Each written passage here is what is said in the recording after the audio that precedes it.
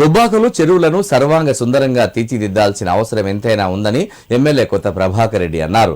సుందరీకరణకు సంబంధించిన ఏర్పాట్లు త్వరగా పూర్తి చేయాలని అధికారులను సూచించారు. బతుకమ్మ మెట్లతో పాటు ఇతర కార్యక్రమాలను నిర్వహించేందుకు అవసరమైన ఏర్పాట్లు చేయాలన్నారు.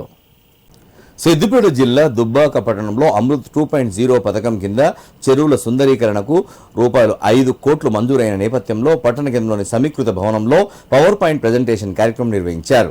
ఈ కార్యక్రమానికి రాష్ట్ర SC ST commission chairman Bakki Venkataiah, municipal chairperson Sriram Sangeetha Ravinder, కౌన్సిలర్లతో కలిసి ఎమ్మెల్యే కొత్త ప్రభాకర్ రెడ్డి హాజరై కార్యక్రమాన్ని వీక్షించారు.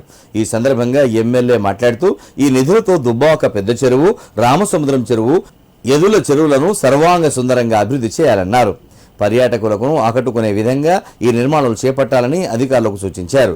అలాగే నిన్నటి ఘటనపై స్పందించిన ఎమ్మెల్యే కాంగ్రెస్ నాయకులు గజ్వేల్ క్యాంప్ కార్యాలయంలోకి చొరబడి కిటికీలు ధ్వంసం చేసి రేవంత్ రెడ్డి ఫోటో పెట్టడం తగిన చర్య కాదన్నారు. ఇలాంటి చర్యలు ఇకనైనా మానుకోవాలని, లేని ఎడల రాబోయే రోజుల్లో ప్రజలే తగిన గుణపాఠం చెప్తారన్నారు. ఈ కార్యక్రమంలో మున్సిపల్ అధికారులు, కౌన్సిలర్లు పాల్గొన్నారు. కొన్ని రాష్ట్ర ప్రభుత్వం సంబంధించిన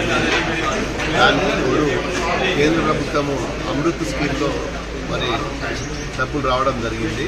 అవి ముఖ్యంగా దుబ్బాక మున్సిపాలిటీ అంటే చిన్న మున్సిపాలిటీ, నగర పంచాయతీ కాబట్టి ఆ అమృత్ స్కీమ్ ఏదైతుందో దాంట్లో వచ్చిన డబ్బులు ఓన్లీ లేకులకు ఇచ్చింది కాబట్టి లేకు బ్యూటిఫికేషన్ దాంట్లో పెద్ద చెరువు, రామసముద్రం, ఏదుల చెరువు, ఈ 3 చెర్లకు సంబంధించిన బ్యూటిఫికేషన్ చెర్లను స్థిరం చేసుకోవడానికి దాని మీద బ్యూటిఫికేషన్ చేసి వాకింగ్ ట్రాక్లు, బతుకమ్మ మెట్లకు అవన్నీ కూడా దాన్ని నీట్గా చేసి ఆ చెరువును ఒక మంచి రూపురేఖలు మారిపోయే విధంగా ఈరోజు దాదాపు 5-6 కోట్లతోటి ఎస్టిమేషన్స్ కూడా వేయడం జరిగింది.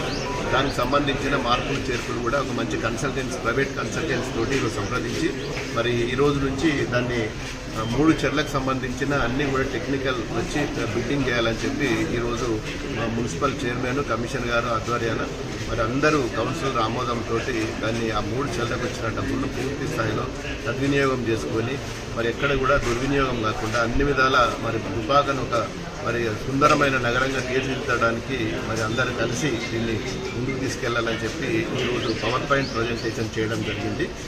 దాన్ని పూర్తి స్థాయిలో ఖచ్చితంగా ముందుకు తీసుకెళ్తాం.